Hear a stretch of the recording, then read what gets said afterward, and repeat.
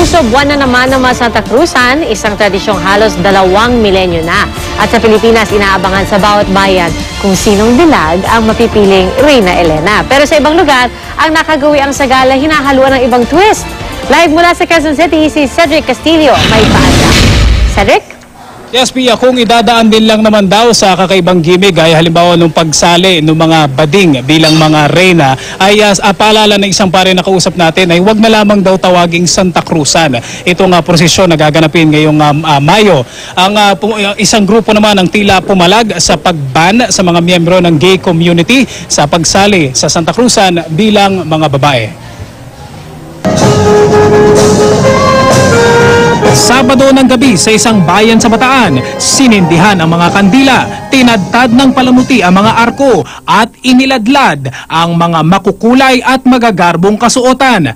Kagaya raw ng mga karaniwang Santa Cruzan, kakaibang ganda raw ang iprinosisyon sa gabing yun at katulad ng iba pang mga gumanap na reyna, ang kinilala raw na emperatriz, lalaki.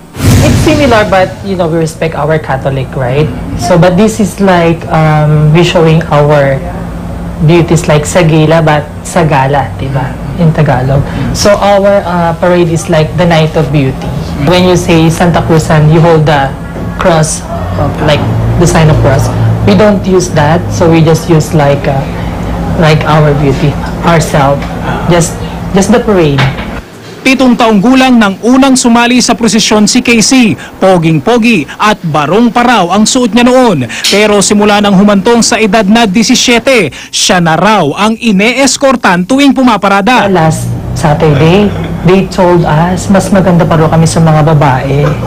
Yes, we are showing to the people like it will raise the equality of the sexual preferences, like whether you're a man or a woman. Isang tradisyong halos 2 milenyo na ang binibilang. Hango ang Santa Cruzan sa paghahanap ni Queen Helena o Reyna Elena, ina ng nooy Roman Emperor na si Constantino, sa mismong krus na pinagpapuan kay Hesukristo makalipas ang lampas 3 siglo. Dinala sa Pilipinas sa mga Kastila at nahaluan pa ng kulturang Mexicano. Ang dating 9 na araw ng pagnonobena bilang pagbibigay pugay sa ina ni Kristo, naging okasyong ginugunita sa buong buwan ng Mayo. Ito kasing pagkakita ng krus ay May 3rd o May 3. Yan ang paniniwala. Kaya flores ng May, ng Mayo, kasi hindi ba ang blooming ng mga flowers during May. Kaya pag nagbo-bloom yung flowers, ina-harvest yan at yun ang inaalay sa Virgen Maria. Kaya Flores de Mayo. Yung sagala naman, ito yung mga kasama doon sa prosesyon. Sa paggulong ng panahon, siya namang pagbabago ng taunang tradisyong ito na tila umaayon sa panlasa ng makabagong henerasyon. Kabilang na ang partisipasyon ng mga kalahi ni Adan na nakagown, kahit pa hindi Santa Cruzan ang opisyal na tawag dito. Taon-taon din ang paalala ng Simbahang Katolika. Kung yung patungkol sa babae, let's keep it as women. No? Like Virgin Mary cannot be otherwise. She is a Virgin Mary, a girl, a woman. Ang grupong Ang Ladlad, mariing tinututulan ang pagban sa mga miyembro ng gay community bilang mga reyna ng Santa Cruzan. Ayon sa grupo, bagaman ipinagbabawal lamang ang mga bading sa mga Santa Cruzang, simbahan ang nag-organisa at pwede pa rin naman sa mga prosesyong aprobado ng lokal na pamahalaan. Ayon sa grupo, salungat daw ang ban sa mismong utos ng Santo Papa. Pero paglilinaw ng Catholic Media Network, nirerespeto natin ang mga gays. Sana i-maintain natin yung kasagraduhan yan. Kung meron tayong gustong gawing mga gimmick, huwag natin tawaging Santa Cruzan. Importante pa rin yung pananampalataya sa Diyos sa isip, sa salita at sa gawa, diba?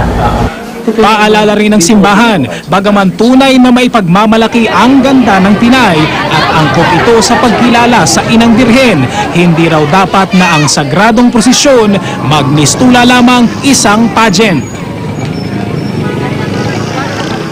Okay, Pia, hindi rin daw tutol yung simbahang Katolika doon sa nakaugalian na natin mga Pilipino na pagarbuhan ng mga isusuot. Basta hindi raw ito malaswa. Thank you, ate. Salamat po.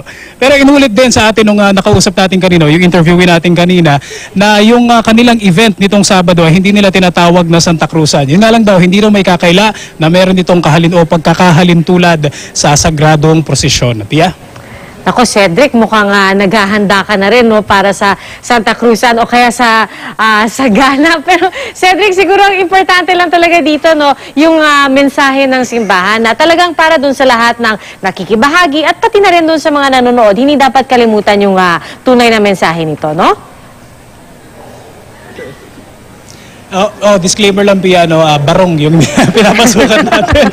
Pero ang sinabi ng simbahan, pwede naman daw mag-hold ng events yung mga, kahit yung mga miyembro daw ng mga gay community. After all, yung May naman daw, panahon nito ng mga pagdiriwang, mga kapistahan, ano. Pero ang napakahalaga daw dyan, huwag nang tatawagin na Santa Cruzan yung ganitong event. Kasi para pagbibigay daw ito ng respeto kay Virgin Mary. So hindi naman daw magandang tingnan na lalaki yung gumaganap ng ganitong mga roles, ano. Pero kung iba naman yung tatawag dyan, sinasabi ng simbahan, pwede naman daw kasi lalong-lalo na sa ating mga Pilipino, ano man yung sexual preference, napakahilig natin sa mga festivities, ano, Pia? Alright, abangan namin yung barong mo, ha. Maraming salamat sa iyo, Cedric Castillo, at sa iyong paanda.